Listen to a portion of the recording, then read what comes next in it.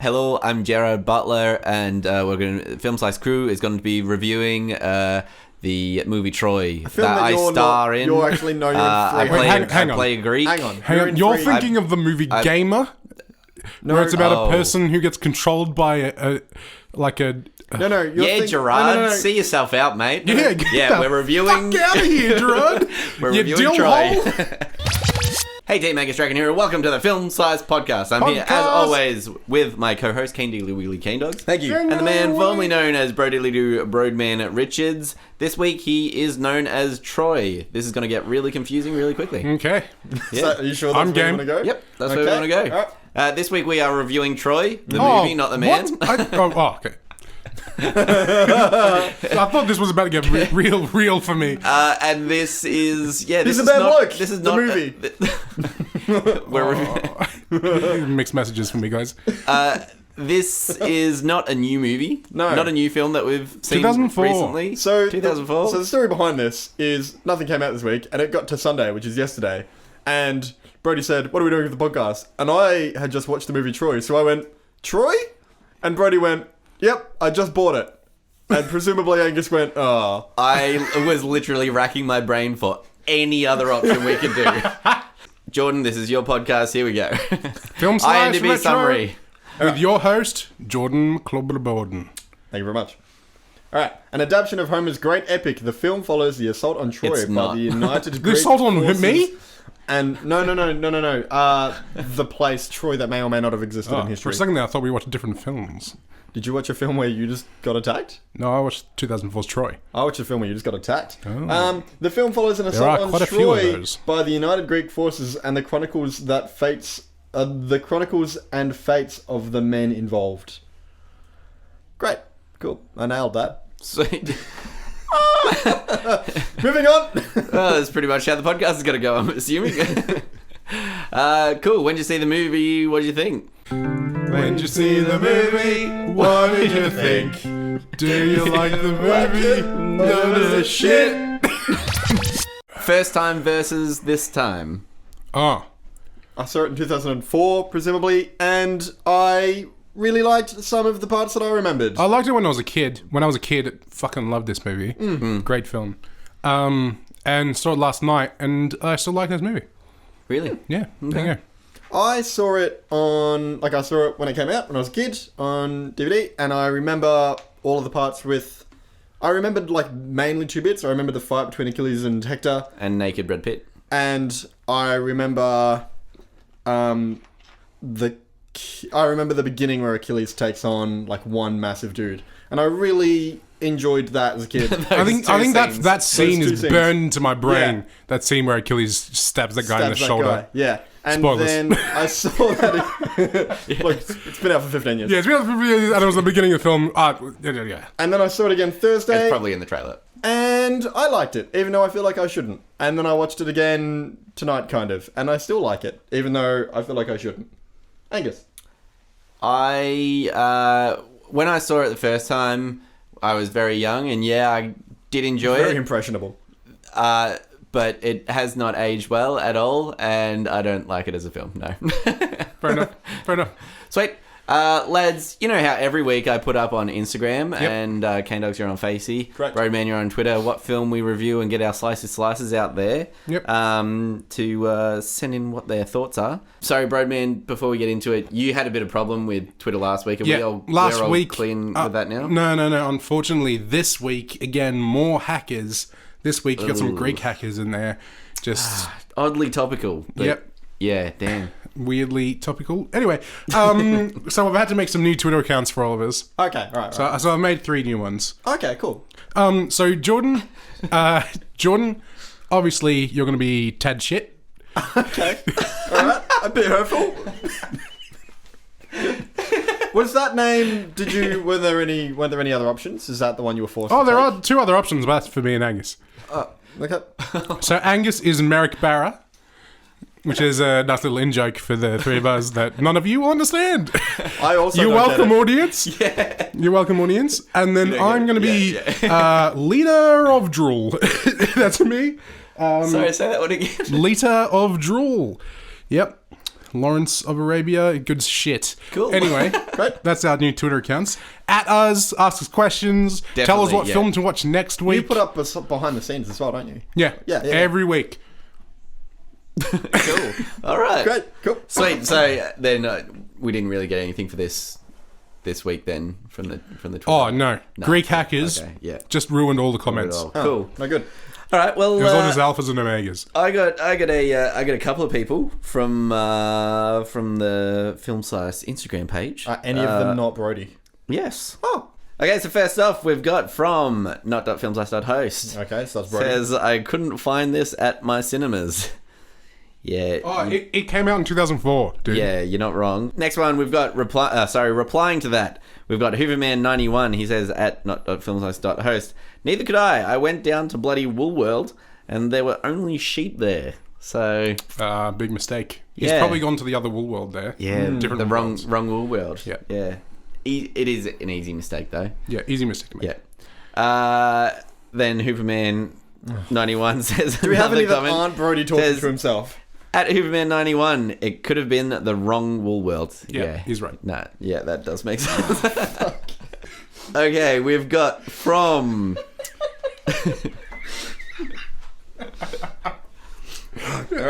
Yep. Okay, we've got from Peekaboo Audio. Oh, someone that isn't Brody. Yeah, they said, I'll check it out.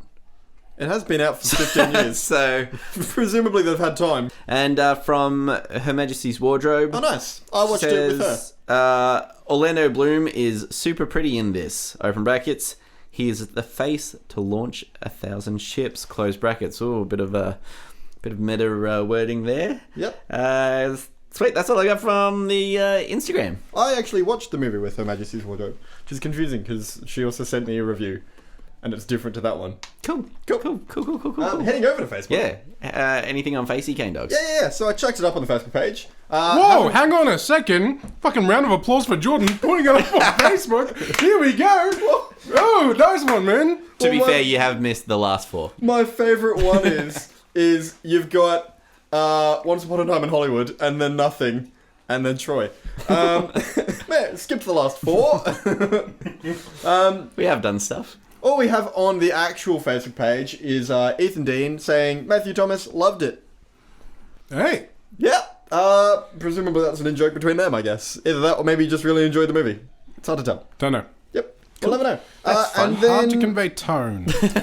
from Her Majesty's Wardrobe, I'll stick with her Instagram, Twitter. She says, overall, I liked it, but it was also fun to shit talk because it was stupidly inaccurate. Also, Paris is a fluffy Hufflepuff who needs to be kept away from beautiful women. This is fair. She did categorize him in Harry Potter houses and has dictated that he's a Hufflepuff. A fluffy It was- Hufflepuff. A fluffy I believe Hufflepuff. It was the quite exact wording. a Hufflepuff. It was quite an annoying conversation to have watching this Greek film while she was like, I wonder what Harry Potter house he'd been. And I was like, it's not... It's fine. Bit before their time, really. Yeah, really. hang on, guys. I'm getting a call. Sorry. Hang on. How you going? Yeah, pretty good. How are you? Oh, right. Yeah, fair enough. I just wanted to call up. Wait, Jordan is Well listening, timed. is he? Nah, Jordan's not listening. Nah, good. I'm here. I just wanted to call up and say that I reckon Jordan's a bit of a dill hole. Ooh, yeah. I can second that. That's a nice one. Yeah, to make sure he doesn't hear that. Yeah, he won't hear it. Yeah, we're good. I'll talk to you later. Yeah, Bro, so, the microphone was still... I mean, microphone on or not, I'm also standing here. And that's... did you hear that? Yeah, well, I'm about a metre away from you. Oh, sorry about that. Don't tell him. All right. What else do we do on this podcast? Sweet, alright, Apart I from guess just insult me. that's what our Slicey Slices thought of this week. It's amazing that someone called in Yeah. when we pre-record this shit. Yeah, So... that was Hooverman 91, actually. We met the other day. Oh, no way. That's Yeah. awesome. Did you stand up for me? at all? Maybe he might... I'm standing up right now. Sweet, and that's what our Slicey Slices thought of this week for Troy, the movie that came out in 2004. Troy, would you recommend it? Who would you recommend it to? Who's your recommended to? Tell me now, boy. Sorry, I said Troy. Oh, Who would you recommend it? sorry. Yeah, I didn't sorry. get that. So, Troy. me, Yeah. I would recommend this one. I don't know. If anyone's seen it and they haven't seen it for a long time and they enjoyed it back then, good rewatch. I think this film is a bit of a blast from the past because there's like one bad CGI shot, and the rest is like practical goodness and like giant sets. It feels like a bit of an epic. You know, it reminded me a little bit of some of the older like epic films, you know, like the Ben-Hurs and stuff like that. And I think if you like that, I don't think it's as good as those films, but I think it might be a bit more fun. It's reminiscent of it. Yeah. Yeah, and I think if you're interested in any of that, if you don't care about good dialogue, then watch a film. 'Cause the dialogue in this is a bit. Yeah. Anyway, yeah, that's who I would recommend it to. Cool. That made total and utter sense. Kanedawgs. That was a very clear and concise audience to recommend it to. Yeah. You've hit the demographic. Yeah. Kanedawgs.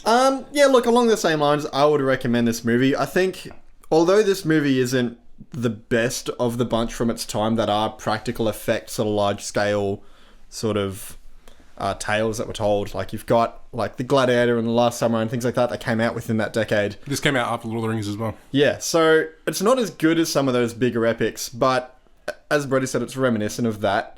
And I think it's been a while since I've actually seen movies of that scale. Like, Seen people in movies, you mean? Yeah, like it's been a while since I've seen like one of those medieval-ish sort of old battle style scenes that isn't just all CGI. And by medieval, you mean like probably tens Literally- of thousands of years before medieval. I'm thinking Yeah. literally anything prior to 2012. Okay. Is medieval? No. So this film came out in the medieval times? Yeah. I just think it's been a long time since I've actually enjoyed watching a movie like that. Even though it wasn't the best of the bunch, I still really enjoyed Yeah. it. And if you enjoy those films, you'll enjoy this one. I believe they're called sword and sandal epics. Yeah. Yeah. Yeah. Sweet. Yeah. Or swandles. Or swandles. Yeah. I came up with a bad one. It's number one. Angus, would you recommend this movie? Would I recommend this movie or not? Thanks for asking. You're I welcome. would recommend this movie to people who would like to see a young Brad Pitt shirtless for most of it, or wearing very scantily clad clothing. Including a crop top at one point. Yep. Yep. I would recommend this to anyone who, as Her Majesty's Wardrobe said, would love to see Orlando Bloom's face. Mm-hmm. And I would recommend this movie to anyone who's a bit of a history buff and would like to tear movies apart. I was going to say, this is Yeah. I wildly think separated from the Iliad. If you're like, the reason You mean from that fictional book? Yeah, but it doesn't at all follow that. Oh, drama. Yeah, if you're a bit of a history buff, then you might enjoy tearing this movie apart if you're so inclined. Yeah, sweet. Anything else before we head into spoilers?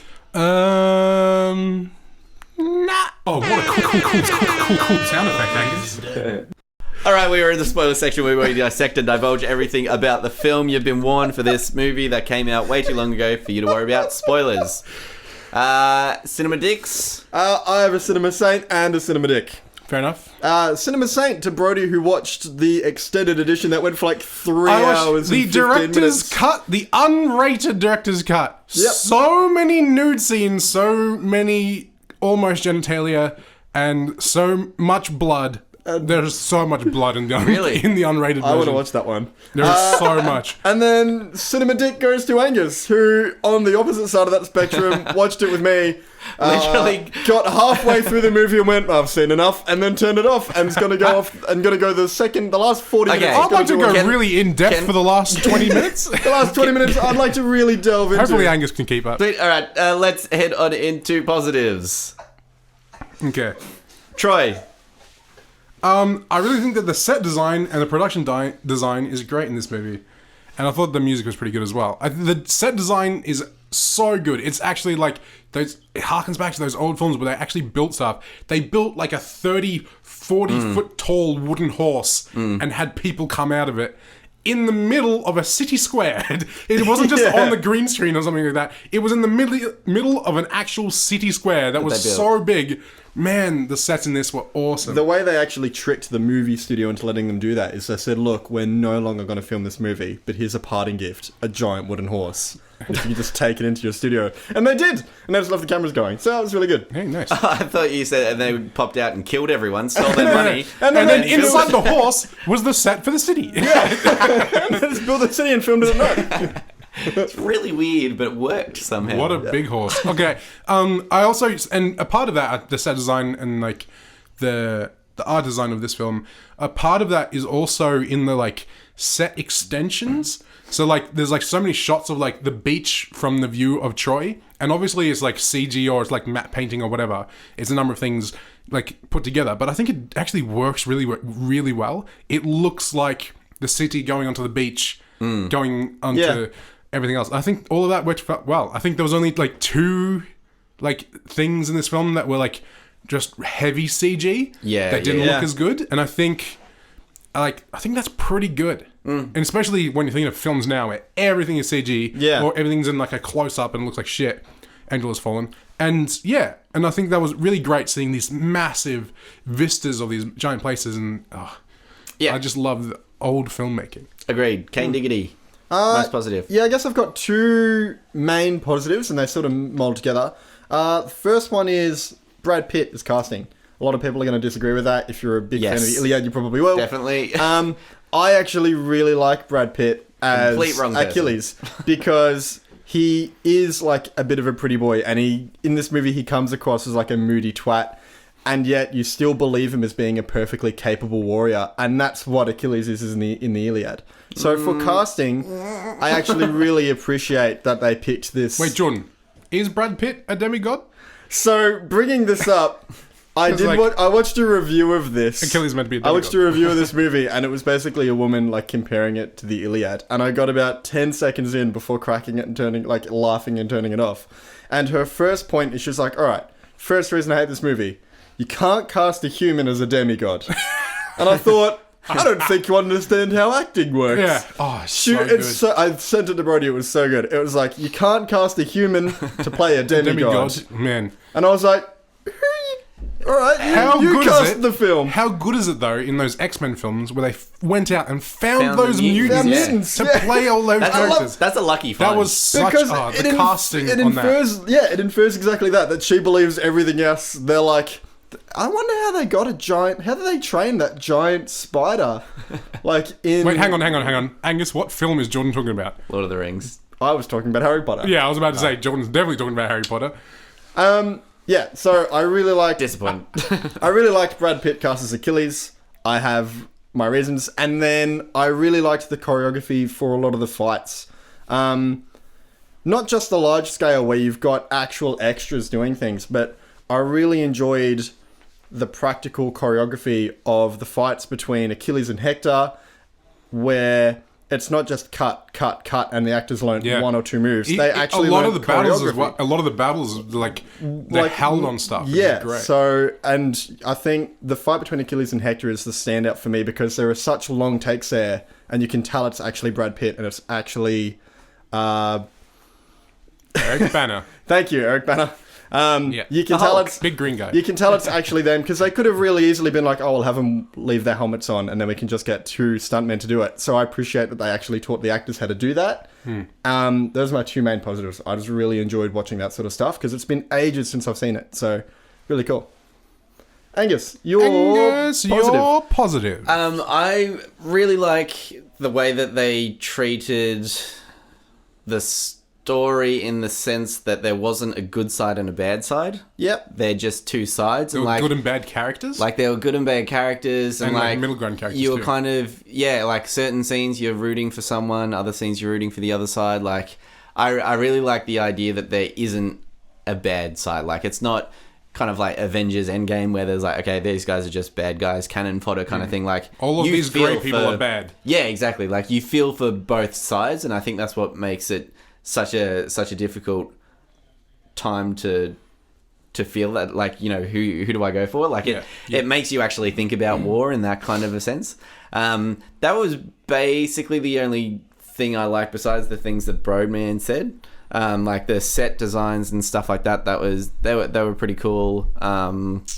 It's pretty amazing when they do a like, I guess this is a period piece. Yep. Where they do a film like this and not have anything that kind of stands out like that looks wrong. Because I think very often if you watch a film that's like medieval or Egyptian, Greek, in a world war or something, there's usually something in there, and you don't know it until you see it, but there's usually something there, and it's like, that stands out massively, and that looks so weird, and you don't know what it is. And I think, usually for me, it's like one of the costumes of a character, and it's just their costume is just like a shade of blue or something that just looks so super wrong. Yeah. And I feel like in this film, there wasn't one of those moments for me, where I was looking at something and I was like, that looks terrible. That dragged me out of the film. You're right in that sense. Like, I would say, I know it's not accurate stuff. An untrained eye, but like, yeah. I think the thing like that the most is in one of the scenes, Achilles' armor is like kind of goldish, more so than it usually is. Usually it's a bit like more dulled down, but there's one scene where he's running up the beach and he's like very, very golden shiny. But other than that, I think it was pretty good. There was nothing that was just like, oh, what the hell is that thing? And it just takes me out of the action. Yeah, fair enough. Sweet, I think we need to head on into our negatives. The worst part of the film. Who'd like to start us off? I can if you like. Go for it, Troy. The accents and the redheads. I feel like in Greek it was pretty amazing to have the Irish Greek. Yep. And the Scottish Greek. Yeah. King of Sparta, the Irishman. I think he was amazing. He's the guy that fights Paris. Oh yeah, no, I know. He's just Irish. Menelaus. His name is Mad-Eye Moody from Harry Potter. I was going to go with sticking on that theme. Yeah, I know him from In Bruges. That's where I picked him he's from. Menelaus. What's weird is that he's meant to be king of Sparta, and they famously didn't like wearing armor or trinkets and gold because they thought it was too cushy and that they would lose their edge. Well, there were different, and so they cast a really fat Irishman to be the king of Sparta. There were different periods of Sparta. There was different periods. Yeah, but all of Sparta was known for never wanting to wear that. Like, also, they're a warrior nation. Spartans did wear armor. Yeah, but they didn't wear. It was that they didn't wear like gold and trinkets and things like that. They didn't. They didn't like make their lives cushy because they were royalty, because they thought that would make them lazy. Yeah. And that's one of the things that made them such an incredible warrior nation, is they were basically always on edge, prepared for war. They didn't get cushy. And so when it was like, Sparta, and it was like 400 just fat blokes in like gold. 400 fat Irishmen. Yeah. Just in like... Sparta? Just in, We're here! That is not Irish, but anyway. And it was just like them like wearing all these diamonds and things, and I was like, this is as far from what I know about Sparta as possible. I think it's so amazing that he didn't put an effort in to get rid of his Irish accent. Yeah. I think it makes me like it more. I think if he did a shitty Greek accent, it would have been worse than if he did his Irish accent. But it's so true for all of the accents. Like, you've got Bruce Banner, Eric Banner in there. You've got Eric Banner just with his Aussie accent. He's doing like half Aussie, half English. Depends on like a the lot scene. of people were doing English or some sort of like proper heroic English, I guess. I think is the right term. Which Very is like theatrical kind of. Yeah. But yeah, it's really weird seeing a movie about Greece that I didn't see any Greek stars. One from Greece. Yeah. I think that's the thing that doesn't hold up the most for me, is that all of the actors were just like white, Aussie, English, and Americans. It's funny because the most Greek-looking person was Eric Banner, who played a Trojan. Yeah. So, oh man. Yeah. Diggity, worst part about the film? I didn't have this negative when I first saw this film when I was younger, and even seeing it again when I was like 15 and 16, I still enjoyed it because I didn't know anything about the Iliad. We all studied the Iliad in year 11, You guys studied, I drew. Right. I really got into it, so I really like the Iliad. No, wait, hang on. Let me go back to my drawing and you guys studying. Okay. I literally drew every single class, and our teacher, I told him, I'm not going to be doing this class next year, and he's like, oh, okay, you're fine then. So I didn't have to pass. So he was just like, yeah, I'll give you a pass because you're not doing it next year. And I was like, sweet. So I drew every class. Didn't have to do well on tests. Boom! That was the best class ever. Oh man, that was such a good class. I love that class. That was a good class. I love that class because I studied, but I love that class because I drew and got to talk to Nathan. It's one of the few things I really got into, because I'm not a big history guy, but I really liked Greek mythology, and the Iliad was really cool. So I guess knowing more about the Iliad heightened my disappointment for this film's interpretation of it, because there's so much that they didn't do. Now, the Iliad is a story that's a bit weird because it doesn't have a generic sort of start, middle, and ending. In fact, in the Iliad, they don't even do the Trojan horse. That's actually in between two books. But Wait, hang on. You have 2 books, and there's a story in between them.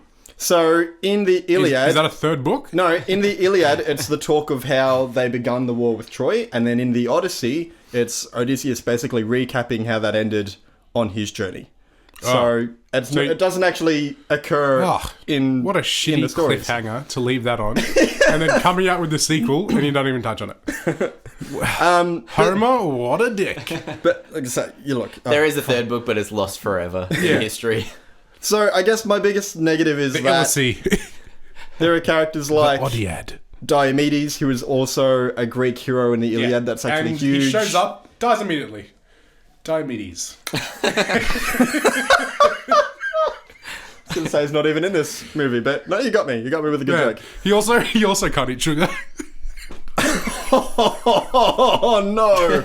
Oh, we're leaving that in because it's amazing. But Cool, that's a amazing. good joke. That's a good joke. And then the other thing is the Iliad largely focuses on the gods, and I get why they didn't put a lot of that stuff in the movie, but knowing more about the Iliad made me far more disappointed in what we got in a movie about it, and that's my biggest negative.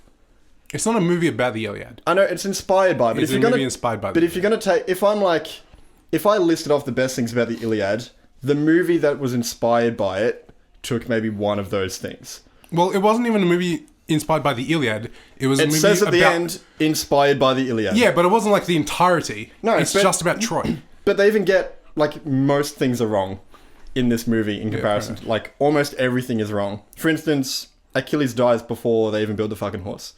Achilles isn't there. Fair enough. Diomedes is actually the main character for most of the book. And the characters, like I mentioned the most, are actually gods. And so But to it's cut not, out... it's not an adaptation, so I know, you're not cutting anything out. But what I'm saying is if you're going to make a movie inspired by the Iliad, keep in the best bits of the Iliad. Okay. So instead they're like, look, gods are kind of cool, we're not doing that. Diomedes is a really cool character, we're not going to do that. These are the general gist of how things went, we're not going to do any of that. We'll keep Achilles because we can cast Brad Pitt in something, and we'll do the giant horse because everyone knows that.